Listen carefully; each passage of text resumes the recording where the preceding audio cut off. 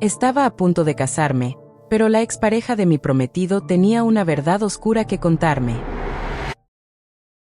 El día antes de mi boda, estaba terminando de empaquetar unas últimas cosas para la luna de miel cuando el teléfono vibró con un mensaje de un número desconocido. Una voz interior me dijo que lo ignorara, pero algo me impulsó a abrirlo. Al hacerlo, el corazón se me detuvo. Era ella, la exnovia de mi prometido, Daniela. Su primer mensaje decía solo: "Mereces saberlo". Luego, mi pantalla se llenó con una cascada de más de 30 capturas de pantalla de una conversación que él había tenido con ella esa misma mañana, mientras yo elegía el menú con mi madre. Mis ojos recorrían las líneas, sin poder creerlo. Él le escribía que nunca había dejado de amarla, que la extrañaba cada día y que su rostro era el que veía cuando cerraba los ojos. Le prometía que si ella se lo pedía, lo dejaría todo, que no se casaría conmigo. Incluso le confesó que todavía guardaba como un tesoro el perfume que ella le había regalado para su aniversario, y que su olor le hacía sentirse en casa. Cada palabra era un clavo en mi pecho.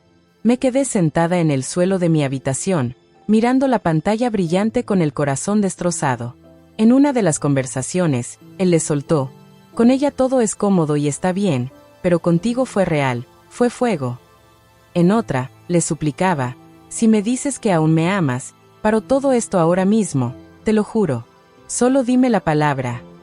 Pero la frase que más me destrozó, la que aún me quema por dentro, fue cuando ella le preguntó directamente si me quería a mí. Su respuesta fue fría y clara: "Ella me cuida, pero no me mueve el alma". Sentí como si el suelo se abriera bajo mis pies. Una mezcla de rabia, traición y un asco profundo me recorrió por dentro. Todo estaba listo. Mi vestido colgado en el armario, las flores elegidas, los invitados con sus regalos enviados. Y de repente, en un solo mensaje, no quedaba absolutamente nada que celebrar. No lo pensé 2 veces. Agarré las llaves del auto y fui directa a su apartamento sin avisar. Llegué con los ojos hinchados y rojos de llorar, pero estaba decidida a enfrentarlo y verle la cara. Cuando abrió la puerta, con una sonrisa que se desvaneció al instante, se quedó pálido y mudo al verme. Sin mediar palabra, ni un hola, le puse el teléfono en las manos y le dije con calma: "Léelo. En voz alta, por favor. Quiero oír de tu boca lo que le escribiste". Empezó a tartamudear, a balbucear que fue un momento de debilidad, un impulso, que solo quería cerrar ese capítulo de su vida con ella antes de casarse. Le dije, con la voz cargada de dolor, que nadie cierra un ciclo diciéndole a otra persona que sigue perdidamente enamorado de ella. Entonces empezó con su discurso preparado: que me amaba a mí, que no sabía por qué lo había hecho, que tenía miedo al compromiso total. Lo interrumpí, gritándole que era un cobarde y un mentiroso. Él se derrumbó completamente, se arrodilló en el suelo de la entrada y empezó a llorar desconsoladamente. Me suplicó entre lágrimas que no lo dejara, que todo el evento estaba pagado, que nuestras familias, especialmente la mía, se iban a sentir tan defraudadas. Que lo pensara bien, que era solo un error. Pero en ese momento, algo dentro de mí se quebró para siempre. Mirarle suplicando no me daba lástima, solo más rabia. Ya estaba decidido.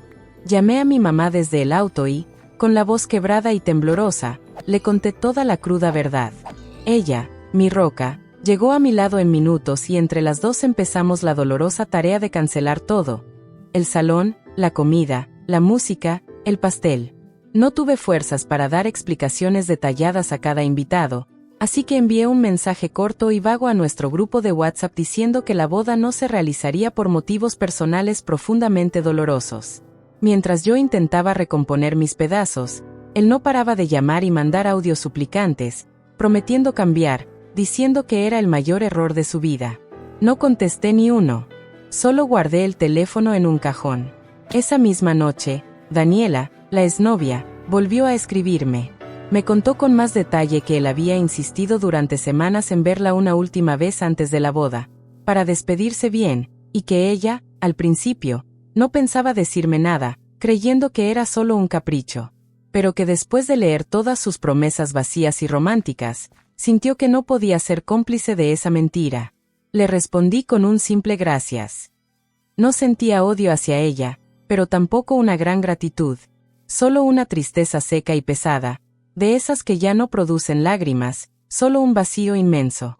Al día siguiente, mientras los rumores y los mensajes de preocupación volaban por todos lados, él seguía intentando justificarse con nuestros amigos comunes.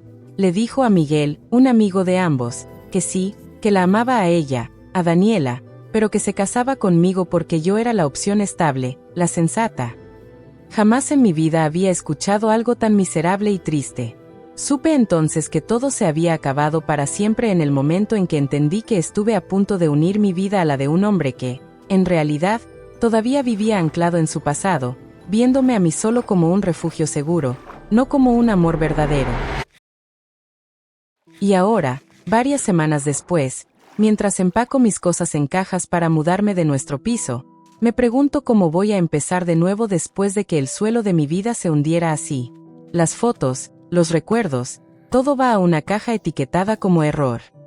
Las semanas pasaron lentas y grises. Mudarme a un piso pequeño, solo para mí, fue lo más difícil. Las cajas se apilaban en el salón, y cada objeto que sacaba venía con un recuerdo doloroso. Mi madre venía casi a diario, a veces solo para sentarse en silencio conmigo mientras yo luchaba por encontrarle sentido a mi nueva vida. Los mensajes de él habían parado, pero el eco de sus palabras seguía ahí, como una herida que no cicatrizaba. Un día, mientras revisaba el correo, encontré una invitación formal para la boda de Victoria, nuestra mejor amiga en común. La fecha del próximo mes me pareció increíblemente cercana. Mi primera reacción fue decir que no, inventar una excusa. Pero algo dentro de mí se rebeló. ¿Por qué debía ser yo la que se escondiera? ¿La que evitara los lugares por su culpa? Empecé a ensayar mentalmente el encuentro.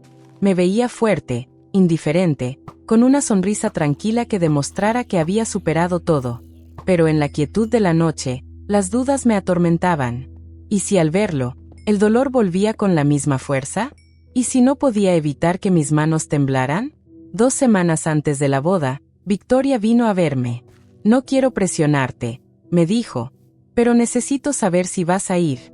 Él confirmó su asistencia hace días. Al oírlo, un nudo se formó en mi estómago. Le prometí que lo pensaría, pero en el fondo ya sabía que iría. No por él, ni por Victoria, sino por mí. Tenía que enfrentar ese momento para poder seguir adelante de verdad. El día de la boda de Victoria llegó con un sol brillante que contrastaba con mi nerviosismo. Me vestí con un traje azul marino, sencillo pero elegante, muy diferente al vestido blanco que nunca llegué a estrenar. En el auto, de camino al salón, mis uñas se clavaban en las palmas de las manos. Al entrar, lo vi de inmediato. Estaba cerca de la barra, solo, con una copa en la mano. Nuestras miradas se encontraron por un instante que se me hizo eterno. Él dio un paso hacia mí, y yo contuve la respiración. Pero en lugar de acercarme, giré suavemente y me dirigí hacia Victoria para abrazarla. Sentí su mirada clavada en mi espalda, pero no regresé a ver. Durante la ceremonia, me senté en la última fila. Podía sentir su presencia a pocos metros de distancia, pero mantuve los ojos fijos en los novios. En mi mente, repasaba cada palabra de aquellos mensajes, cada promesa rota, cada lágrima derramada. Recordé cómo se había arrodillado para suplicarme, no por amor, sino por miedo a quedar mal ante los demás. En el banquete, evitó acercarse hasta que la cena estaba casi terminada. Lo vi caminar hacia mi mesa con determinación. «Podemos hablar», dijo con voz tensa. «Solo un minuto». Me levanté y lo seguí a un rincón más tranquilo, junto a las puertas del jardín. «He estado pensando», comenzó, pero lo interrumpí. «No tienes que decir nada», respondí con una voz tranquila. «Ya lo leí todo. ¿Recuerdas? No quedan palabras por decir». «Pero has venido», insistió, con un destello de esperanza en los ojos. «Eso tiene que significar algo». Sonreí tristemente. «He venido para Victoria. Y para mí, para demostrarme que puedo estar en el mismo espacio que tú sin que me duela. Y lo he conseguido». Su expresión se descompuso. «Te extraño cada día. Fue el error más grande de mi vida». En ese momento, algo cambió dentro de mí. Tal vez fuera la forma en que miraba hacia el jardín, como esperando que alguien más apareciera. O quizás el perfume que llevaba, demasiado familiar. ¿La invitaste también? Pregunté suavemente. Su silencio fue la única respuesta que necesitaba. Miré hacia donde él miraba, y allí estaba Daniela, su ex, parada bajo un árbol, observándonos con expresión preocupada. Y entonces lo entendí todo. Sus súplicas, su arrepentimiento, no eran por haberme perdido a mí. Eran porque al final, ella tampoco lo había escogido a él. ¿Sabes?, dije mientras tomaba mi bolso, durante semanas pensé que me había librado de un hombre que amaba a otra. Pero no era eso. Me libré de un hombre que no era capaz de amar a nadie de verdad. Ni a ella, ni a mí. Solo a su propia comodidad. Caminé hacia la salida sin volver la vista atrás, sintiendo por primera vez que el peso se levantaba de mis hombros. Afuera, la noche estaba fresca y llena de estrellas. Respiré hondo el aire limpio, y supe que nunca más permitiría que alguien me hiciera sentir que era una opción, cuando yo siempre debería ser la única elección.